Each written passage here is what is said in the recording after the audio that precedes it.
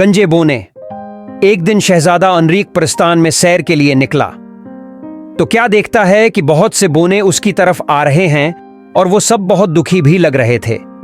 किसी के सर पर बोनों की मखसूस लंबी और टीढ़ी टोपी नहीं थी और सबके सर मुकम्मल गंजे थे। औन के सर दूर से यूं दिखाई देते थे जैसे छलके के बगैर उबले हुए अंडे हों। उस सारे मजमा में एक बोने ने दूसरों से ज्यादा कीमती कपड़े पहने हुए थे। इससे शहजादे ने कहा, तुम कौन हो और तुम्हें क्या मसला है? शहजादे के हमदर्दी भरे बोल सुनकर बोने की आंखों से आंसू निकल पड़े और वो कहने लगा, हम शमाल में रहने वाले बोने हैं, मैं उनका बादशाह हूँ। हम आज कल एक बड़ी मुश्किल से गुजर रहे हैं, जैसा कि आप हमारी हालत देख रहे हैं। शहजादे ने पूछा, मुझे बताओ तुम्हें क्या परेशानी है? बोनों का बादशाह शहजादे को बताने लगा, आज हम सब सुबह की सैर के लिए जंगल में निकले थे। हमें रास्ते में एक जादूगर मिला जो शक्ल से बहुत नेक और मेहरबान लगता था। वो हमें जंगल में बने हुए अपने घर में ले गया और डब्बे से टाफियां निकाल कर खाने को दें। हम सब ने एक एक टाफी खा ली और उसका शुक्रिया अदा किया।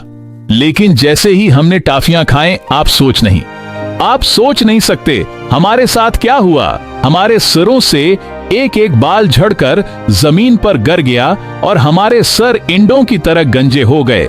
ये कहकर बादशाह ने ज़ारोख्तार रोना शुरू कर दिया और उसको रोता देखकर दूसरे बोने भी रोने लगे। उन्होंने इतने आंसू बहाए कि जमीन पर पानी का छोटा सा जोहड़ बन गया। शहजादा हैरानी से पूछने लगा, लेकिन क्या तुमने जादूगर से नहीं कहा कि वो तुम्हारे बाल वापस करे? बोनों का बादशाह कहने लगा, क्यों नहीं, हमने उससे कहा था, लेकिन वो कहने लगा कि बालों की वापसी के लिए हमें उसे सोने के सूस्के देने पड़ेंगे। उसे क्या मालूम कि मेरे पास तो 50 सके भी नहीं हैं। आप शहजादे हैं, आपको मालूम है कि बादशाहों के कितने इखराजात हो जाते हैं। और फिर पिछले दिनों मैंने अपने महल की मरम्मत पर भी खासी रकम खर्च कर दी है, इसलिए अब हमें हर जगह गंजेपन के साथ जाना पड़ रहा है। ये कहकर वो फिर आंसुओं से जार वक्तार रोने लगा। शहजादे ने बोनों के बादशाह से कहा, फिक्र न करो, मैं तुम सबको इस मुसीबत से निकालूंगा। मैं अभी उस जादूगर के पास जाता हूँ। ये सुनकर बोनों के बादशाह ने शहजादे अनरीक को नसीहत करते हुए कहा, शहजादे, तुम्हें बहुत ही ज्यादा एहतियात से काम लेना पड़ेगा। जादूगर बहुत चालाक है, ये ना हो कि वो तुम्हें भी गंजा, गूंगा या बहरा ना बुना दे। ये बात सुनते ही शहजादे अनरीक की हंसी निकल गई, क्योंकि शहजादे के एक राज के बारे में बोनों का बादशाह नहीं जानता था। वो राज ये था कि शहजादे पर जादू के किसी मंत्र का कोई असर नहीं हो सकता था, क्योंकि 14वें की रात एक बूढ़ी जादूगरनी ने कई फूलों की खुशबू इकट्ठा करके जिस्म पर मिल दी थी, जिसकी वजह से जादू का असर शहजादे पर नहीं हो सकता था। बोनों ने जादूगर की रहाइश का जो पता शहजादे को बताया था, शहजादा वहां पहुंच गया और अब वो जादूगर के घर के दरवाजे के सामने खड़ा था। जादूगर ने शहजादे को देखा तो बड़ी चालाकी से मुस्कुराकर कहने लगा, खुश आमदीद, खुश आमदीद।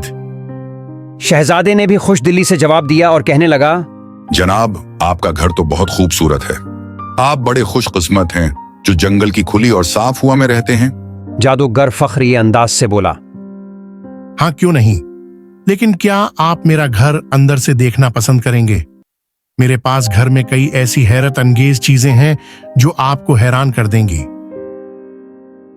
शहजादे ने यह सुनकर जादूगर का शुक्रिया अदा किया और उसके साथ घर के अंदर दाखिल हो गया। जादूगर ने शहजादे को एक कुर्सी पर बैठा दिया और खुद एक अलमारी के पास गया और उसे खोला।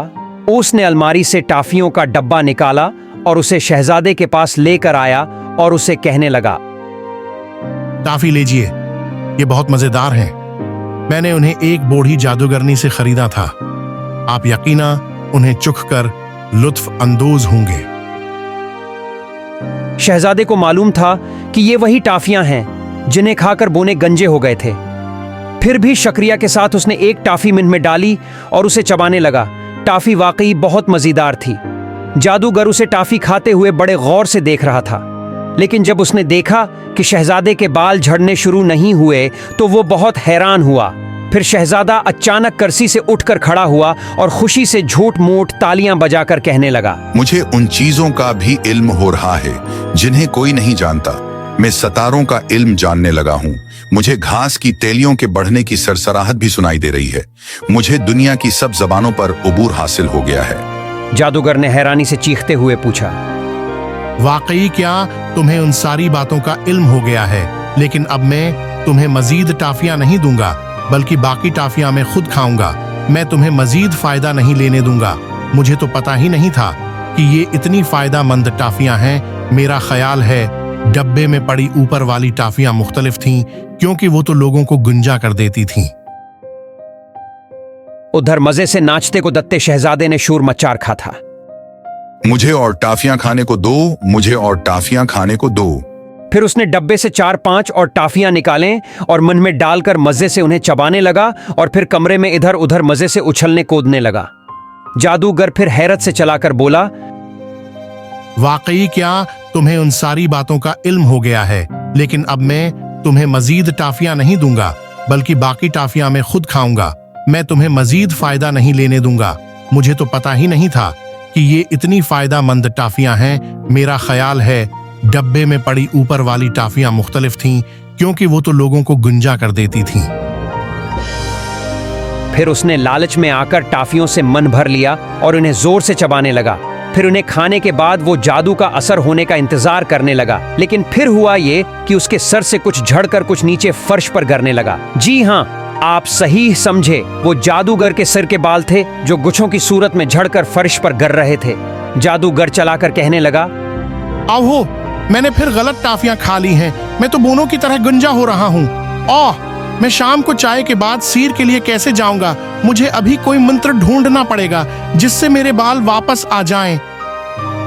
शहजादे ने ऐसा चेहरा बनाया हुआ था जैसे उसे जादूगर के गंजा होने का बहुत अफसोस हुआ हो। उसने जादूगर की मदद शुरू कर दी ताकि उसे किसी किताब से वो मंत्र मिल जाए जिससे उसके बाल वापस आ जाएं। फिर एक किताब में मंत्र पढ़कर जादूगर कानपती हुई आवाज में बोला,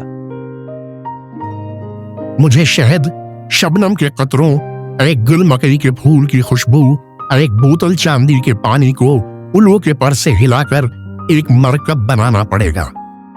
सब चीजें मिल गईं तो उसने सबको बोतल में डालकर उन्हें यकजान करने के लिए अच्छी तरह हिलाया। फिर उसने शहजादे से कहा, अब तुम्हें मेरी मदद करनी होगी। मेरे सारे बाल वापस आ जाएंगे।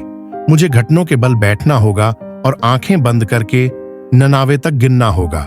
जब गुन चुकूं, ये मरकब मेरे सिर पर उंडील देना, जिससे मेरे सर पर पहले की तरह बाल उगाएंगे। शहजादे ने उससे बोतल ले ली और इंतजार करने लगा कि कब वो आंखें बंद करके गनती शुरू करे। जैसे ही उस आंखें बंद की, वो बोतल लेकर बोनों की तरफ भागा और उनके पास पहुंचकर उनसे कहने लगा, जल्दी करो, जमीन पर बैठकर आंखें बंद कर लो और 99 तक गिनो। फिर मैं तुम्हारे सरों पर यह मरकब उंडेलूंगा। आंख झपकते ही सारे बोने शहजादे का कहना मानते हुए आंखें बंद करके गनती गन रहे थे। गनती के बाद शहजादे ने थोड़ा थोड़ा मरकब सबके गंजे सरों पर उंडल दिया और देखते ही देखते सब बोनों के सरों पर पहली की तरह बाल उग आए। बोने बहुत खुश थे। वो शहजादे के अर्दगर्द इकट्ठा हो गए और उससे दरख्वास्त करने लगे कि वो उनके साथ उनके बादशाह के महल में चले। लेकिन तभी जंगल से ऐसी आवाजें आने लगें जैसे कोई बुफरा हुआ जंगली बैल दौड़ता हुआ आ रहा हो। फिर उन्हें जादूगर दिखाई दिया। गुस्से के मारे उसकी आंखों से शौले निकल रहे थे। वो चलाकर बोला, झूठे शहजादे, तुम मेरा मरकब लेकर भाग आए हो। मैं आंखें बंद किए तुम्हारा इंतजार करता रहा कि तुम मेरे सर पर उंडीलोगे, लेकिन तुमने सारा मरकब इन बोनों के सरों पर उंडील दिया है। शहजादा हंसा और बोला, मैं नहीं, तुम झूठे हो। तुमने लालच में आकर बोनों को गुंजा कर दिया और मैंने दोबारा उन्हें ठीक कर दिया।